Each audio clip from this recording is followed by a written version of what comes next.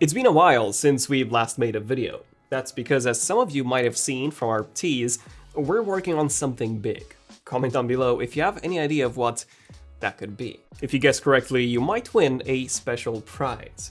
But yeah, we'll be sharing more details in the upcoming weeks. So until then, here are 9 major new iPhone 15 updates that came out since our previous video from back in July. Okay, so first things first, we now have a very good idea of the iPhone 15's range of colors, which are Midnight, Starlight, orange, blue, and yellow. Compared to the iPhone 14, the orange would be completely new, and I also think that the blue would likely see some changes, as Apple does tend to change their blue color every single year. The only colors that seem to have been removed would be the purple and the product red, which I do see Apple introducing during their spring event. Now, when it comes to the Pro models, this is where things get interesting. That red color that got rumored ages ago, that's no longer happening. And instead, we are set to get space gray, silver, a new dark shade of blue that reminds me of the iPhone 12 specific blue, one of my favorite colors on any iPhone, and then a brand new color that's never been seen on any iPhone before. And that is this gunmetal gray. Now, this gunmetal gray does look similar to some of the exclusive online colors that Samsung was offering for some of their phones.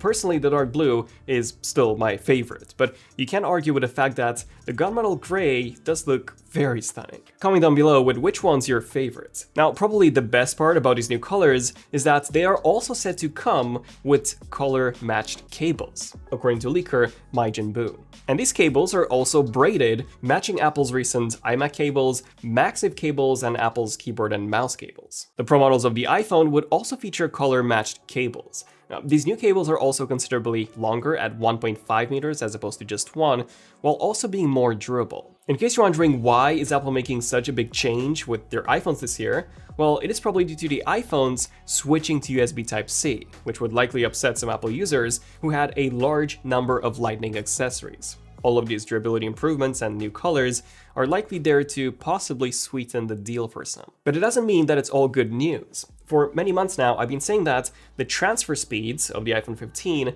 are likely still going to be USB 2.0 speeds, despite the USB Type-C connector, in order for Apple to keep manufacturing costs low.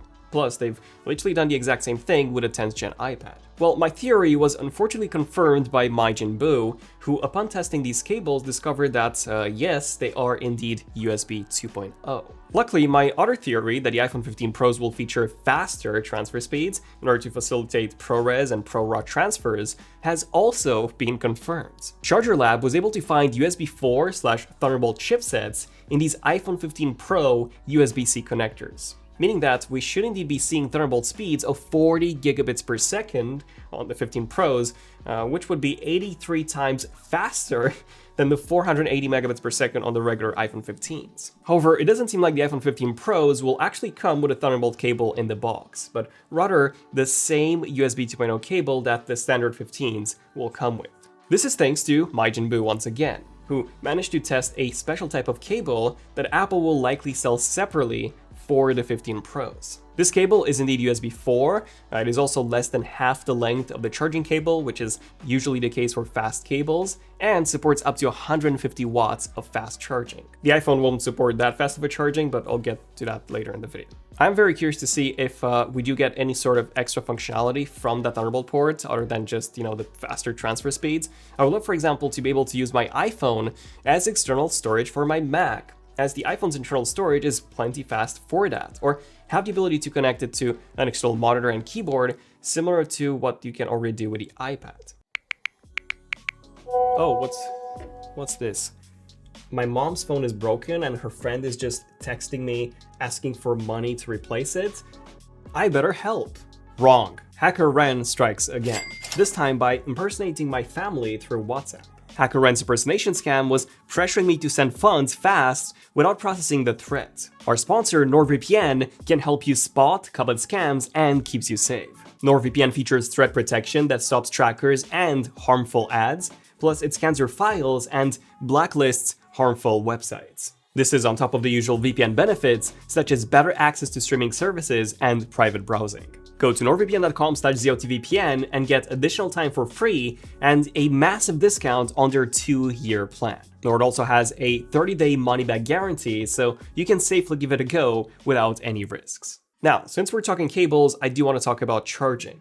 So yeah, iPhones don't have the fastest charging speeds by any means. Sure, they can charge to 50% in 30 minutes, which is similar to Samsung and Pixel phones, but when you compare that to phones from OnePlus, Oppo, Xiaomi, it's not even a competition, as some of those phones can charge up to 100% in 30 minutes and up to 50% in just a few minutes. Now, that's still not going to change with the iPhone 15s, but we might at least get some slightly faster speeds, as according to 95Mac, industry sources are pointing towards charging speeds of up to 35 watts from the current 27 watts on the iPhone 14 Pros, which might allow us to charge up to 50% in about 25 minutes or so rather than 30. So yeah, not a big difference, but still a difference. We also finally have some details regarding the A17 chip. So all we knew up until this point was that 1, it would be Apple's first chip to be based on a smaller 3nm manufacturing process, and that 2, it would be exclusive to the iPhone 15 Pros,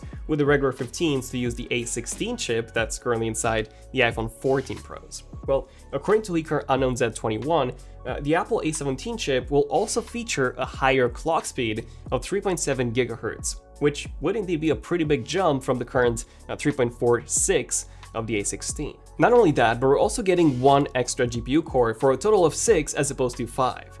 Yeah, pretty crazy that we're now approaching almost the same GPU core count as the base M1 chip that came with 7. The only thing that's more surprising, I should say, from Unknown Z21's tweet is that apparently the RAM would stay at 6 GB as opposed to 8 like we've seen rumored before plenty of times. I do find it a bit hard to believe, since Apple has been using 6 GB of RAM since the iPhone 12 Pro, and I gotta say, Apple's RAM management, at least for me, has been pretty poor, with a lot of the apps that I'm using constantly having to reload from the background. So I do hope that those initial rumors of us getting 8 gigs do still happen.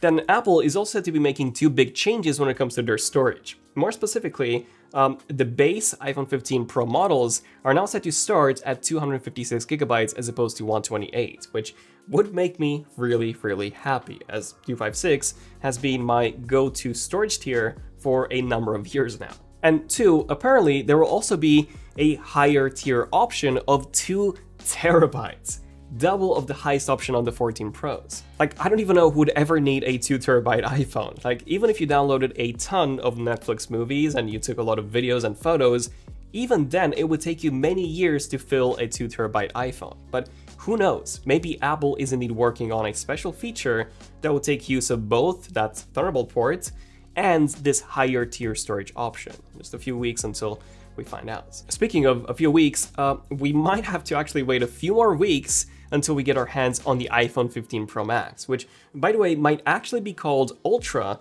like initially rumored. The reason for this delay apparently being Sony not having their new camera sensor ready in time for the September launch, with the delay expected to be between 3 to 4 weeks. It's not really clear which camera sensor is actually causing this delay, whether this is the new periscope module that would be exclusive to the 15 Pro Max, or the new main sensor, which was also rumored to be exclusive to the 15 Pro Max. Something else that would also be exclusive to the Pro Max and the Pro is a higher price point. I have discussed this in our previous video, but now we have even more sources pointing towards this higher price. Essentially, Digitime claims that the Pro models would be at least $100 more expensive, which Mark Gurman and analyst Jeff Pu also report. So in this case, expect the 15 Pro to start from $1,100 rather than $1,000, and then the 15 Pro Max to start from $1,300 compared to $1,200.